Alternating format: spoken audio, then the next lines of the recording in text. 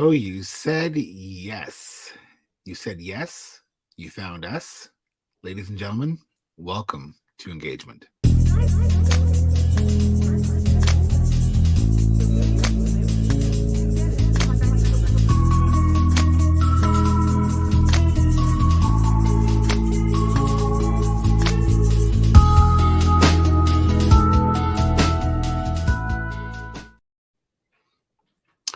Well, welcome. It's Wednesday. So if I'm here and you're here, then it must be Wednesday. Welcome to engagement, ladies and gentlemen.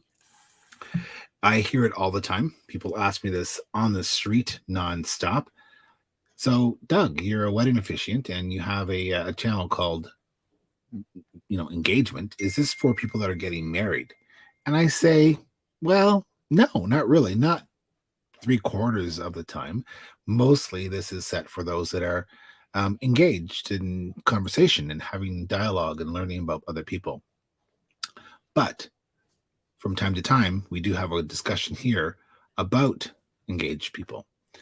And when we do so, we bring some of the best pros, people that you need to know, people you should meet, people that if you're planning a wedding, you need to have in your corner. And that's exactly what we do here. So we show up, we have some guests, we have a little sippy sip, we have a little laugh, we learn something, and we move on to plan our big day because it's your day, it's your way. We want to make the most of it.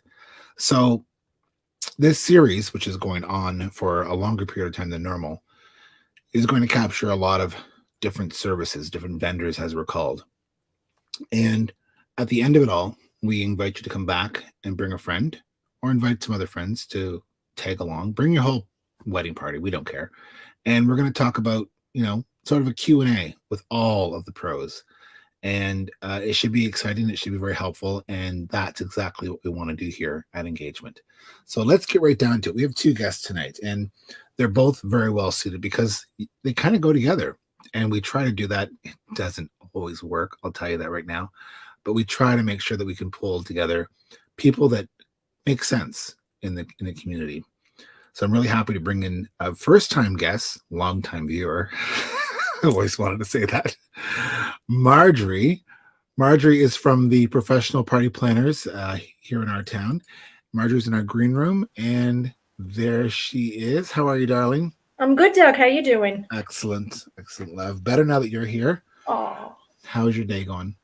Good. Good. Better than the weather.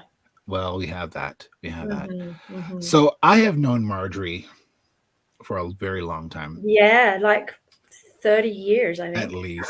At least, yeah. And I know how you got into the party planning business because I always say you're the party planner to the stars. And you know how you got here, but the fine folks that are watching may not know how you got here. So tell us how it happened. How did you get into the party planning business? So my girlfriend actually had the business, Professional Party Planners, as a storefront back in the day on Queen Street, because she would also sell items as well as do rentals and setups of weddings and different corporate events. And then discovered after a while that she was not selling so much stuff. It was mostly rental. And why pay for a storefront when she could do it from her home and have offsite storage? So she did that for a number of years, and I helped her out on occasions with different bits and bobs. And then she said, I want to retire. And I said, I'd like to take that over for you then. So we made an agreement. That was back in 2008, probably not the best year considering, 2008 with the housing market and everything else that went on that year. But so where are we now? 14 years, 15 years, 15 years later. A lot of water under the bridge. A lot of water under the bridge. Lots of changes. Yes. Interesting. Yes. There has been a lot of changes. And, we're going to talk about tips later on, but I always tell people, you know what, it's a lot of work. It's a very busy day. There's a lot of moving parts on that given day. So hand over what you can to the pros so you don't have to worry about it. And this tip has come up in our previous episodes, and we're actually, believe it or not, we're on episode 4, season 7 of doing this, the 3rd year in a row of talking just about weddings. The same tip comes up every time. talk to the pros. They have some things in there that can just dazzle you, that they're dying to do, and they're very creative individuals, and you should embrace that and let them, you know, well, I shouldn't say let their freak flag fly, but let their creative juices flow, right? So, um, I've got some great pictures here I want to show of what you've done because you've Mhm. provided us some awesome shots. So let's look at them and talk about them. Sure. This one here, Tent weddings, yes. really, really popular.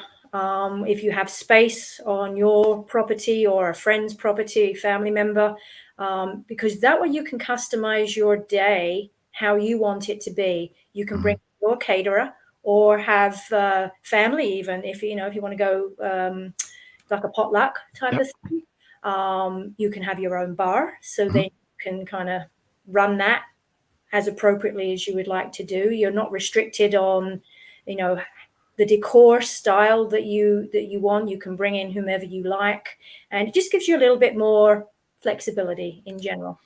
Yeah. I mean, as you know, I marry a lot of people. I attend a lot of weddings, and I always say if it's happening at a backyard barn or a beach, you can make it happen. And having the help of a planner who can come in and schlep everything in and get it set up and make it look pretty, so you don't have to do it. It's well worth it, Hmm. and you can set the tone and set the style that people have entrusted in you to do, Hmm. right? So a lot of tents, and a lot of weddings under tents, and I'm going to show this one here as well. This is gorgeous. I love the wood Yeah, and the chandelier that you might not be able to see, but there's one there. yeah. It's just very, very elegant. That was at Green Hill Gardens. Oh yeah. Yeah, beautiful, beautiful location with a covered bridge. Hmm. There was about 40 folks that attended that. Kind of in that, are we in COVID? Yes, we still are, but it was in the summertime, right? Yeah, I know. And it just lent itself so I mean, it's a beautiful location. You don't need to do a lot. This just added a little bit more. We did some shears running through the rafters as well. You can do a And lot with some fabric, right? you really can. Yeah. It doesn't have to be OTT. No. It can be quite simple, effective, and you're in a natural environment. So let that beauty speak for itself. Now, Marjorie, I've known you a long time. Mm. I've gotten used to your dialect. I can understand most of the things that you say. I've never heard the phrase OTT before. Oh, over the top, Oh, darling. oh, Over the darling, yes. top. Oh, Doug, you should have guessed that. So that one there, this one here, we just showed you. I'm assuming the opposite vision of that is this. Is that the Yes, same? Yes. So look at yes, that. That's gorgeous. You've got a yeah, long walkway. Everyone exactly. gets a close look at the bride as she comes, or grooms as they come through. Yeah, Um, you've got all the fabric. It's very elegant. It's very nice. It's very civilized. yes. And obviously having to be COVID appropriate, you can't have everybody huddled together. So No, this was what they were looking to do. They really wanted to get married on this covered bridge, and so we made it happen. I love it. I love it. So not only do you do the setup, Mm. for, of course, for the service itself, like this here. This is, Mhm. I think I know this exact spot. Um, you're outside, and that brings its own challenges as well. People need to be aware of. So, do It you want to does. talk about the challenges? I may have some add-ons to your thoughts, but when you have a wedding outside, there's going to be some challenges. Now, this year is a picture perfect day, Mhm. right? I have some suggestions that are, would be a tip down the road for that.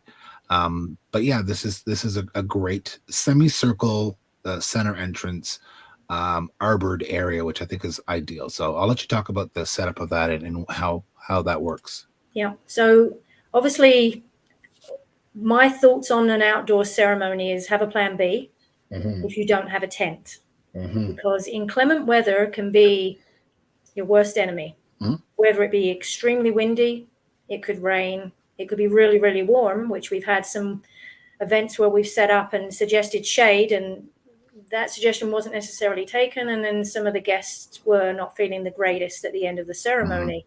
And bugs, Yep.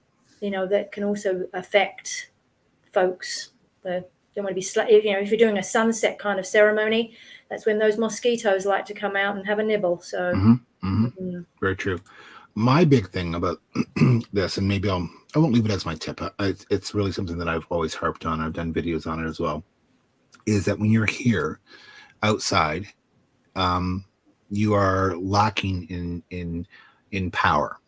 So if you need to have amplification so they can hear the service and hear the vows, which is what they're there for. That's what an officiant does. It makes sure that the vows are witnessed by others. Um, you may want to actually make that circle so much tighter and so much smaller to bring people in, because you don't realize that there's sounds, there's water crashing against rocks, there's wind, all of those elements that you wouldn't normally think of are there. So if you're having an outdoor wedding and you want to have it as intimate as possible, you don't want the intrusion of a PA system. You should go to that spot and you should sit there quietly by yourself and listen, and then you can realize how much noise actually is there. Right. So, and time of day can make a difference as well, Doug. Huge. Too, right? So Yeah.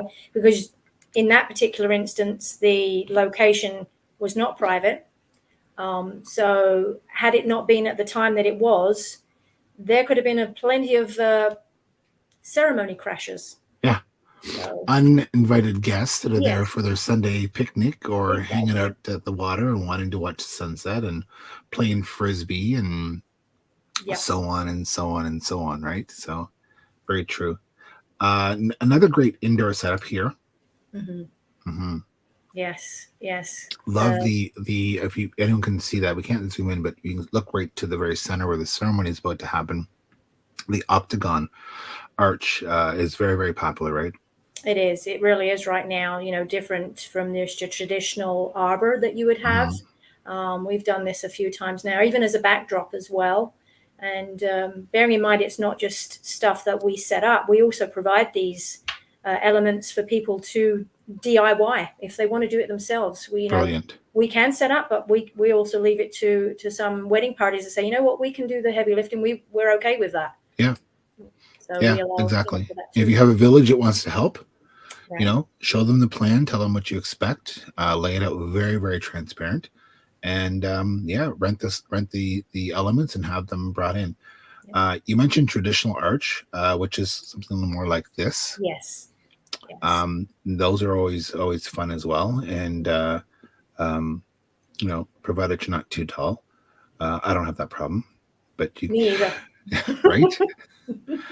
But you do more than just that as well. I'm going to save one of my favorite things to the last, but you do the tables. Very simple, very elegant, very nice. Twinkly. Who doesn't love twinkly lights, right? Right. Exactly. You got to Uh, love twinkly lights. It just sets in a certain mood. It's yeah. romantic. Not obviously when you've got the ceiling lights on, but when it gets after Mm-hmm. the speeches and the meal and everything like that, and the lights go down, and you're kind of getting into that party vibe. It looks so pretty, so I love a pretty. good twinkle. And this here for entrance, which is great. So that's your seating Yep, arrangements, correct? seating chart there, or it can be used as a cake stand. Mm-hmm.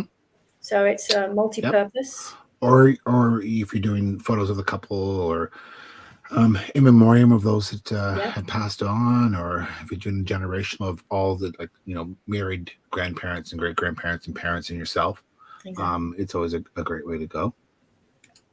One of the more tedious things to do that people don't think about, and being a proper English lady, and me very much, believe it or not, a proper gentleman most of the time, is a proper setup of the actual dinner table.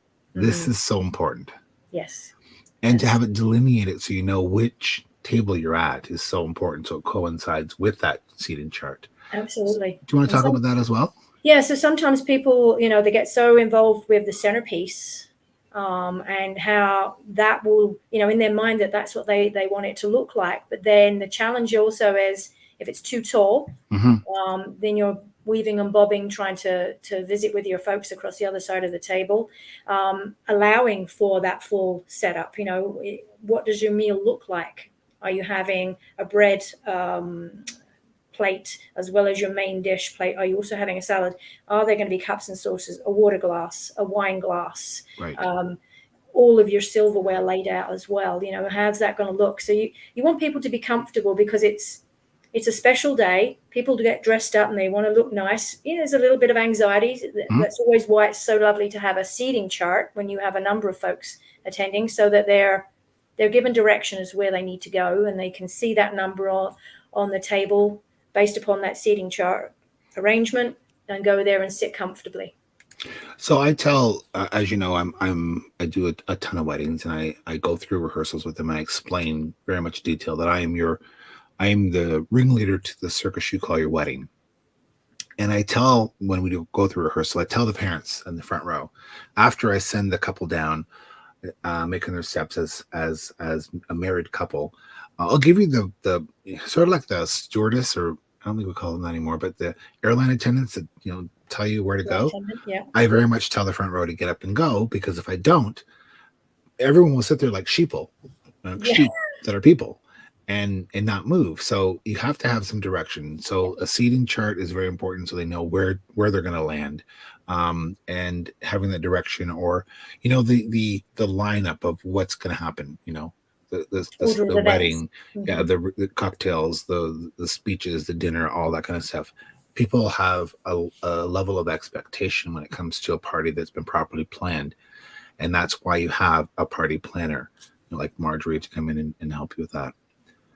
I have one more photo to show before we go to our next guest. This is my favorite. I love this shot. This one here. Yes.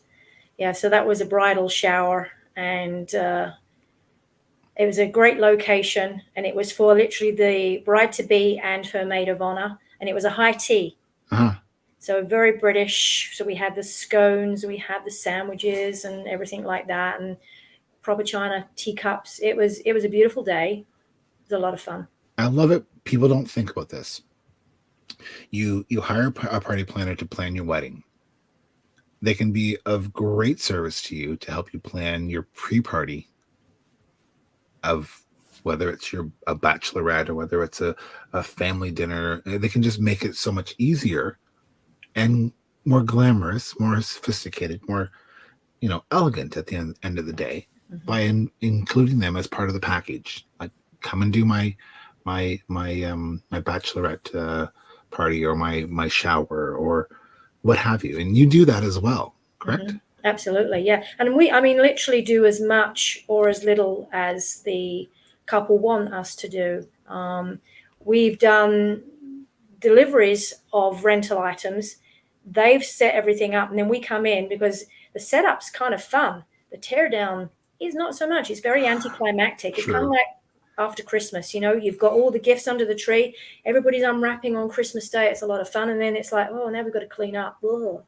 Yeah. So we offer, it's the Debbie Downer of the whole wedding, right? It really is. Yeah. It really is. Yeah. So we will do as much or as little as folks need us to do. So. And that's a great service, to be able to offer as much or as little. So based on whatever your budget is, and people have this thought that, I can't afford a party planner, it's too much money. That's for the rich folk. No, you can just talk to your planner and say, this is what I have. What can you do? How can you help me make my day better? Exactly. With this budget. So, and budget for it. Just budget for it. Right? Yes. You don't want to have buyer's remorse after you've had your day and gone, oh my gosh, it was a brilliant day. I had so much fun, but it was a lot of money, and some regret there if you've overspent maybe.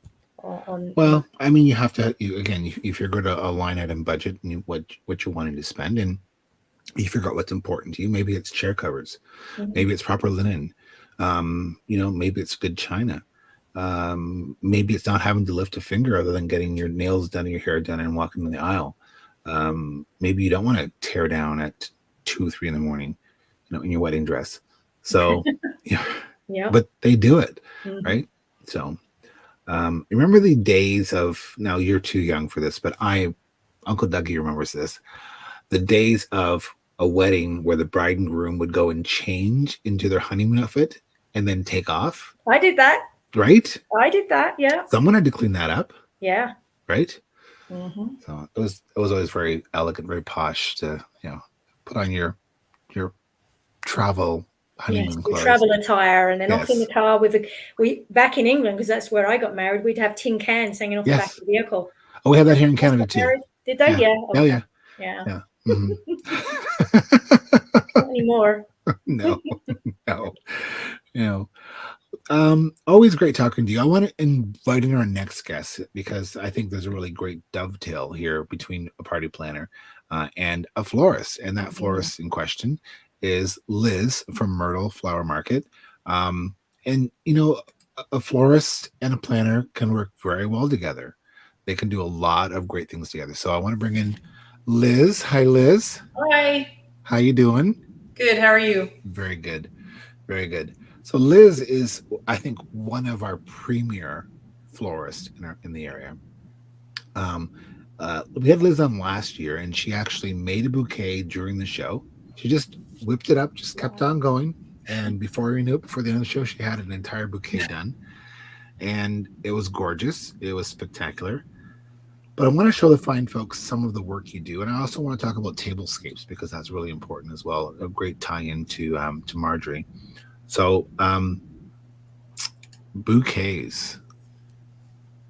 Now, I don't know about, and I'm gonna get. Don't send me emails, people. Don't send me hate mails. Don't tweet me. Don't send anything. Don't drive by my house and throw any plastic flowers at me.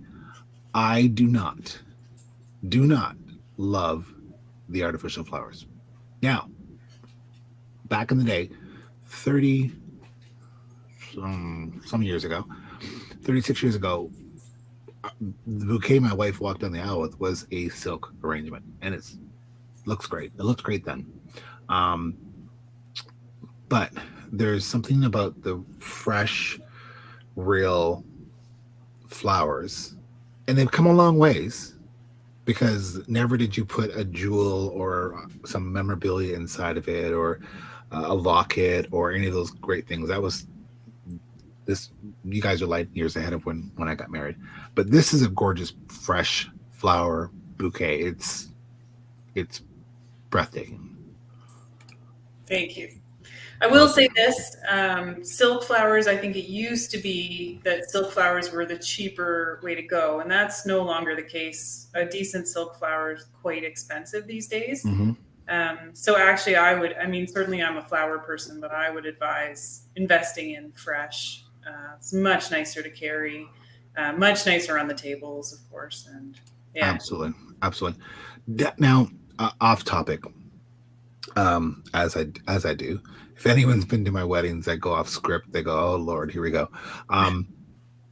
Do people still get the small bouquet to throw? Yeah, people do that. Yes. All right. I'm long gone. I don't stick around because the last thing you want to see is your wedding officiant at the bar.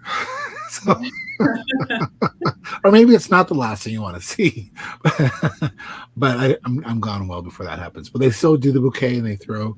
Yes. So usually what we'll do is ask whether the bouquet toss is a planned part of the evening. And if so, then we'll make a little mini bridal bouquet to toss because most brides aren't really that keen on throwing their actual bouquet. Right.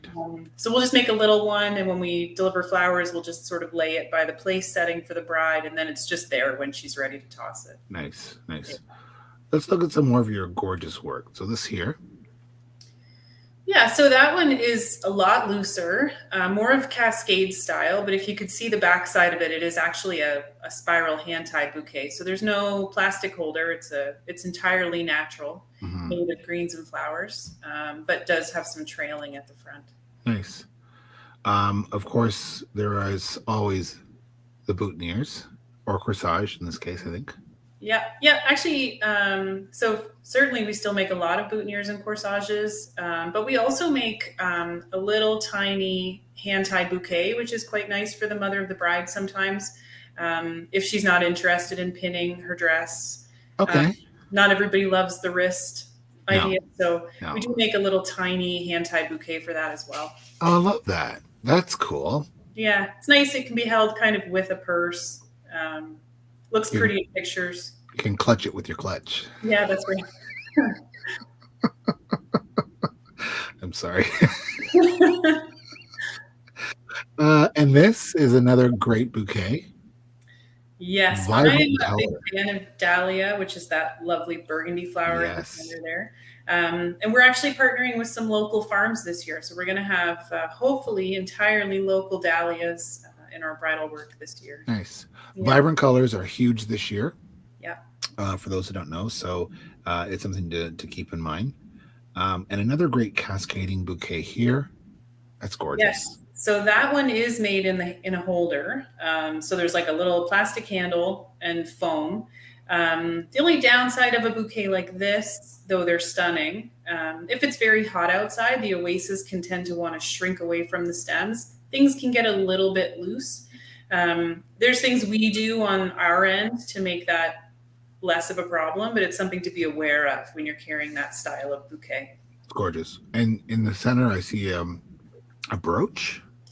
Yes, so the bride really wanted some brooches, but was having a hard time finding them. And those actually are individual pins, which Oh, we okay. twisted together to look like a brooch. So we cheated a little, but the end result was the same. Very impressive. Very good. And then working with your party planner to have, whatever you want in the way of tablescapes or vase arrangements. Here's a great one here. Yes, so something like that you can definitely use.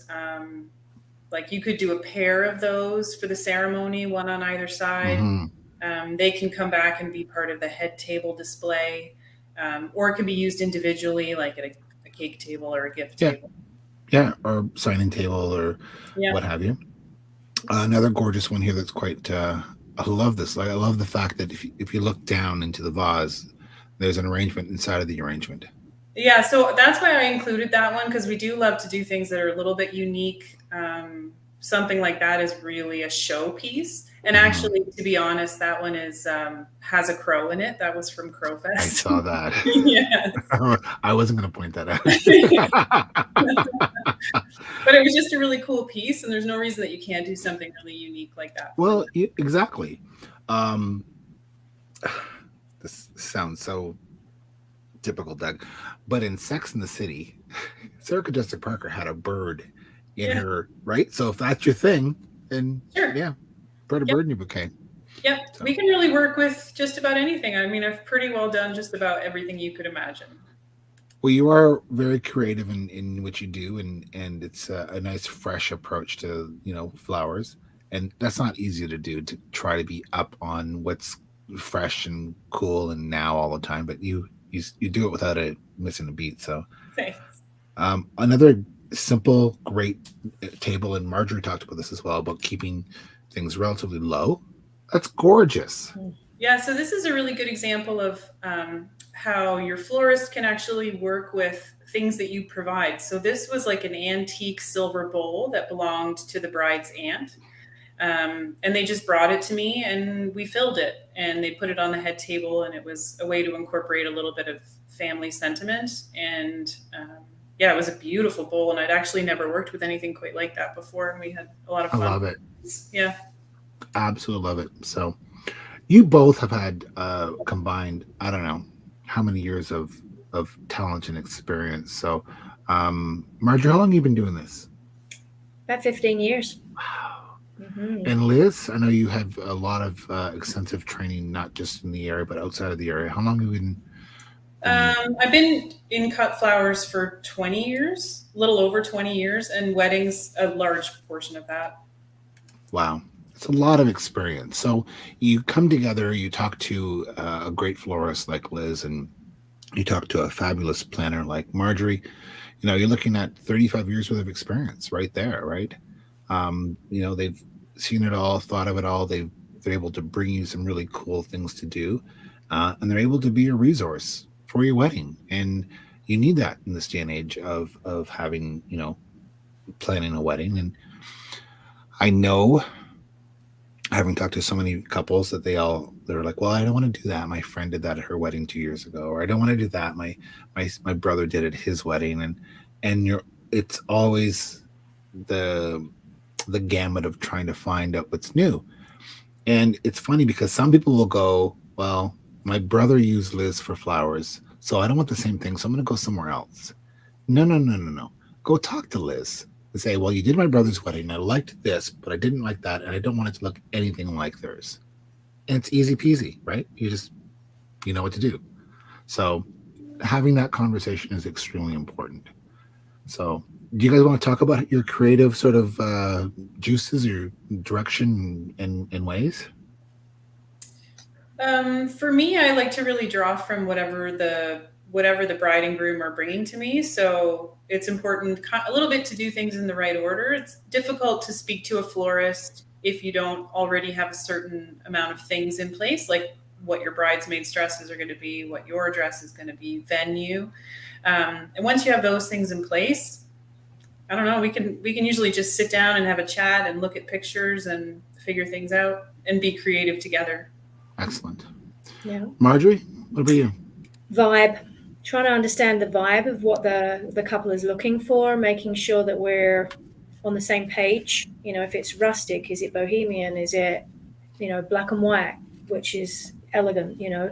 Is it super casual? Making sure that it makes sense for them and it's their comfort level, because it's their day, and we want to make sure that they get the best out of their day that they possibly can. Absolutely. And sometimes you need to give them some help. I had a couple that I talked to a couple years ago, and they're like, well, we're getting married on the beach. We want sort of a beach themed wedding. I said, that's great. So I like to make sure that I dress appropriately for weddings as their officiant. So I don't want to outdress them because it's their day. I don't want to underdress them because I'm not, your Uncle Gord either. So I said, so what are the guys wearing? Well, they're wearing top hats and tails. I said, on the beach?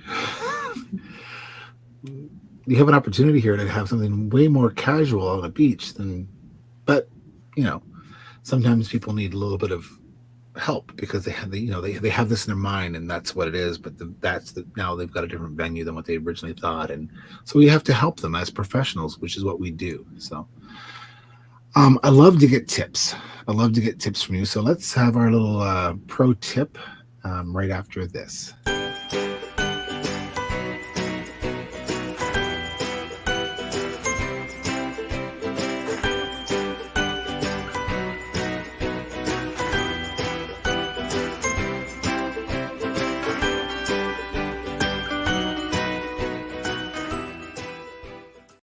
So our pro tip is brought to you by With This Ring, an officiant that is, hands down, definitely cool.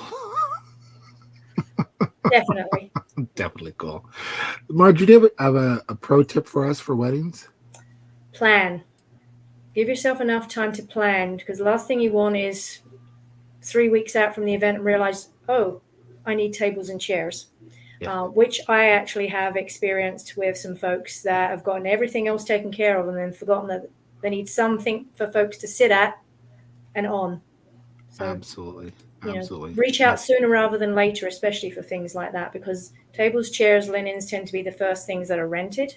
And there's a finite number, and when they're gone, they're gone. So. Yeah, absolutely. Very true. Liz, what about you?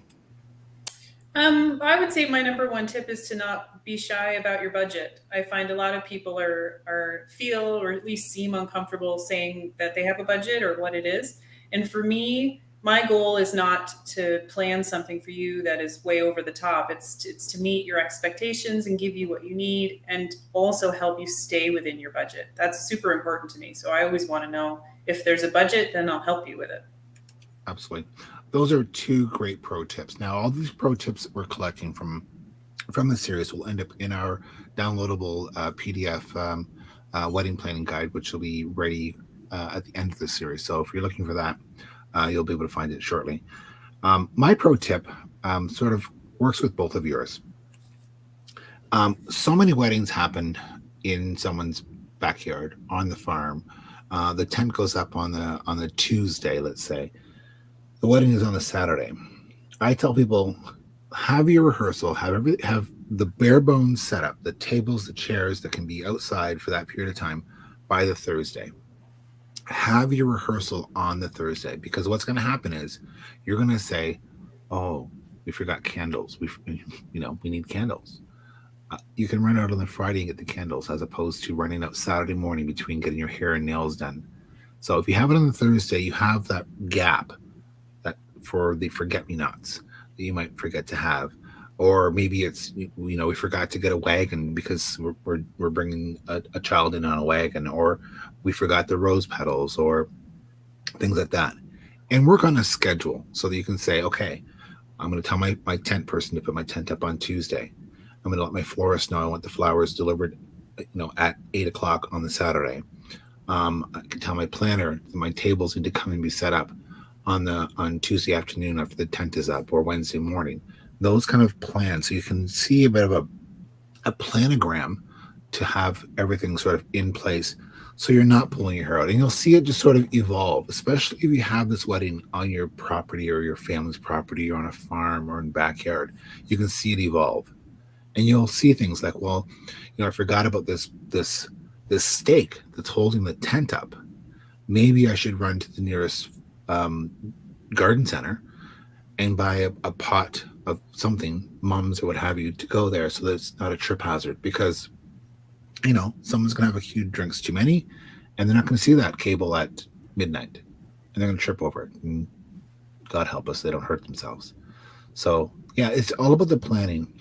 You can execute a great wedding. Will they be perfect? No. Will it be as close as possible? If you have the right people helping you, it will be. So it's pretty simple. So, thank you for the tips, guys. Any closing thoughts or words you want to impart on us? Remember to have fun. Remember to really have fun on the day of. Take it all in, because it does often go by in the blink of an eye. Just almost like take photographs with your eyes. Mm-hmm. Put that to memory. Yeah, very true. Liz, anything? Mine would be the same, similar. Just don't sweat the small stuff. Don't worry about things you can't control, and just enjoy your day. So I've always had a rule as a wedding officiant, because I love weddings, and I see a lot of them. And I know that people do get excited and they get hyped up, and they've gone through hair and makeup, and they've had, a couple of mimosas, and then they've got to get photos, and then, all of we have more now than we ever, and we have a reveal, right? And we have, all of these first looks and all of that stuff. So one of the rules that I always have, to make sure not to make sure, but to help them really try to seize the day, is that, and I've said this before in other broadcasts, when they get down front, I talk to the DJ and I say, okay, listen, Mr. or Mrs. DJ, I need 30 seconds on the end of her arrival.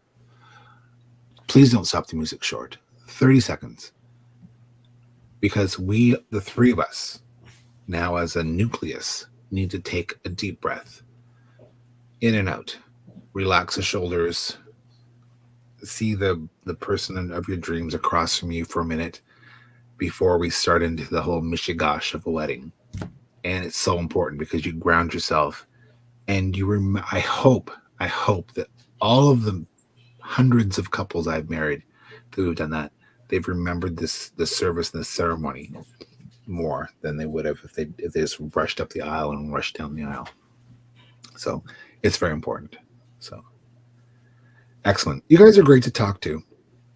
I hope the people that are watching will come to you and talk to you and get your sage advice and wisdom, because it's certainly well worth it. So for those that are watching, this will be a rerun unless you're watching it during the rerun, on Sunday at 11 o'clock. Be sure to find us on YouTube and subscribe so you can follow along.